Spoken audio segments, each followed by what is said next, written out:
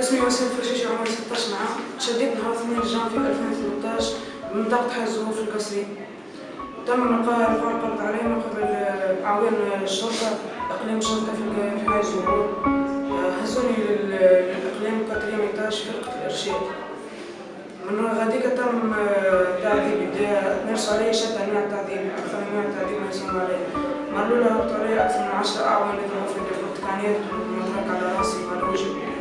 وبعديك تم ضربي قليل تاع الكيب، ما حبيتش نهار ضربني بساعة كهربي، شوكني كثير في ركبتي.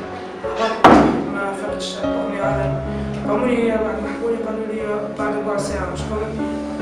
قامولي خويا بحثوا معايا. قال لي اعطيني اسماء اللي كنت ماشيين في جبل الشمال. قلت له ما نعرفش.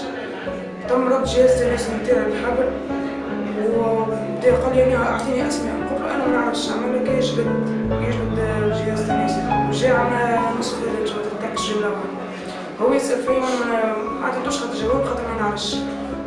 خويا يجبدوا في التعذيب 9:30 تاع الليل. هزوا عملوا بيا كمين هذي عملوا بي في الغابة بعد جبل الشعامي غاديك. عليا لابس قطعة واحدة على بدني، قطعة واحدة لابس قميص وسرية متاع القميص. روح نصلي لك من الكمين ما شدوا حتى حد، ما قبض على حتى حد.